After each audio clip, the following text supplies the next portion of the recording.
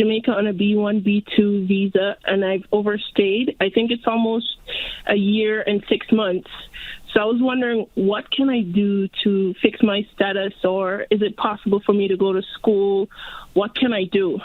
Well, if you came on a visitor's visa and you overstayed your time, trying to get a different non-immigrant visa is almost going to be impossible, simply because whatever you would have to do, you would have to go back home to get. And if you went back home and you've overstayed by more than 1 year, you would have a 10-year bar. So getting a student visa, getting a work visa, that's all basically done.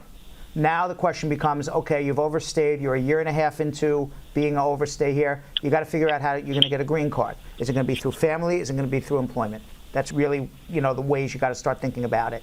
Now, how you're going to get a green card, what processes to go through, that would require a consultation. I could help, but that's what you have to start thinking about. My daughter came up from Jamaica and got sick, and she had a brain infection to do 2 brain surgery. But my concern is we're here in Virginia she's here 3 months, I am here 2 months. I want to stay here for her to get treatment, or do I go about that? You got to extend your visitor's visa. You're going to need help from the doctor to show that she has a medical condition that can't be treated back home and needs to be treated here. And you're going to have to be able to show how you can support yourself and how she can get this medical treatment without, you're not going to be legally allowed to take a job. So if you can do all of that, then certainly you can get extensions indefinitely. You can stay in the United States on a tourist visa for as long as the U.S. government says you can. The most the U.S. government will give you is 6 months. You can file an extension for an additional 6 months. It's extraordinarily unlikely that you would get beyond that. But sometimes you come in the airport and Customs and Border Patrol says 1 week or 1 month or 3 months, or sometimes they say 1 month but no change of status, extension of status, adjustment of status. So it depends on who you see at the airport. The positive thing about giving birth on a visitor's visa is your baby's a U.S. citizen. Congratulations. Now for the negative. It's possible you'll never get that visitor's visa back again. 1, for misrepresentation on what your purpose of coming to the United States was for, and 2, if you took any government benefits for that child's birth. Most people don't know that you can file for extensions on your tourist visa, so you can stay for longer than what they give you at the airport. And this is how you do it. Usually when you come to the United States on a B1, B2 visa, they stamp your passport and they tell you you can stay for 3 months, 6 months, generally 6 months. But sometimes you want to stay longer. So about 2 months before the expiration of your stay, you're going to file an I-539 application. That's the application to extend your tourist stay for an additional 6 months. And you're going to submit a return plane ticket to show that you're going to leave 6 months later. And an I-131 affidavit of support, which is a meaningless affidavit of support. They can't enforce it, the U.S. government, from anybody you know in the United States, showing that they can support you here without you taking a job. A plane ticket, an affidavit of support, I-539, file it with the filing fee. You'll get your extension for 6 months. I have a question about my sister. She just came from South Africa, and she's on visitor's visa. So I'm trying to see, is there any program she can enroll in at the moment? We just got our driver's license today, our permit. What type of visa did she come here on? B1, B2. Okay. Visitor's visa. So what she could do is enroll in school and try to get a student visa. That would generally what people would do in this situation. There's no program to enroll in that I'm on a B1, B2 visa, and then poof, I get a green card. There's no such thing. I got married in Nigeria last year. And I wanted to know your advice, because I know it's going to be a year or 2 years if I put in the I-130. Probably 2 years. And I wanted to know if you advise, she's trying to file for a visiting visa. Well, if you put in an I-130, he's definitely not going to get a visitor's visa.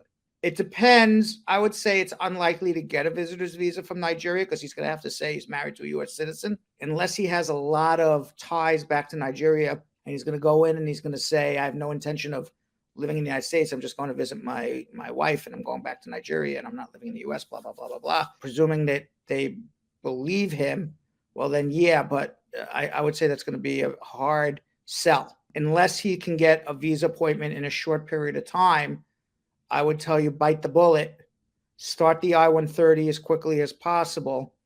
And then one thing that you can do to try to speed things up is after the I-130 is filed, and you get the receipt, you file for a K-3 petition.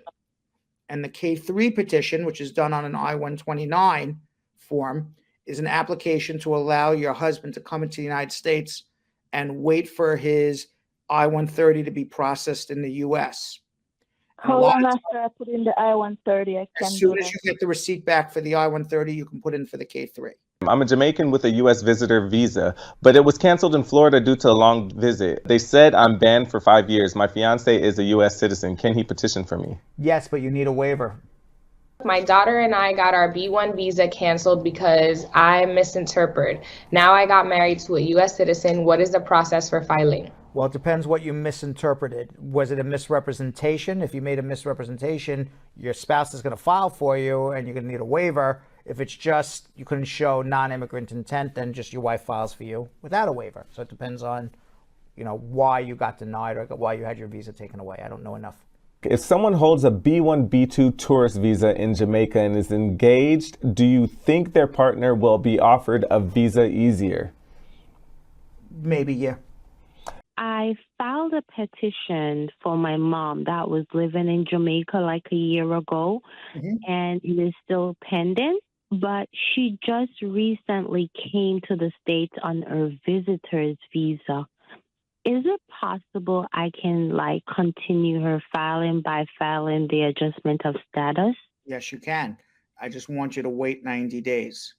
And the reason I want you to wait 90 days is because if she comes into the United States on a visit and you file her adjustment within the first 90 days of her entry, there is a immigration rule that was codified under the Trump administration that says she committed misrepresentation. She lied when she came into the U.S. She said she was visiting, but filed an adjustment within 90 days. Nobody in the world would file an adjustment of status within 90 days after they said they were visiting unless they were lying. And then you have a problem with misrepresentation. If you file more than 90 days, there's no misrepresentation. So you would file an I-45 with a copy of the receipt notice for the I-130. You don't have to file a new I-130. And I would do it after 90 days, and your mother's going to stay here and get a green card here in the United States. Despite I already filed a petition for her already, Yes. right? Yes, correct. So you're going to take the receipt notice for that petition and submit it with the adjustment. You don't need to do a new I-130. Okay, got you. Thank you so much. And if you need help, you know who to call. You already called me. I can call you and you will help me with everything. You better believe it. Okay, I'll save the number. Okay, thanks.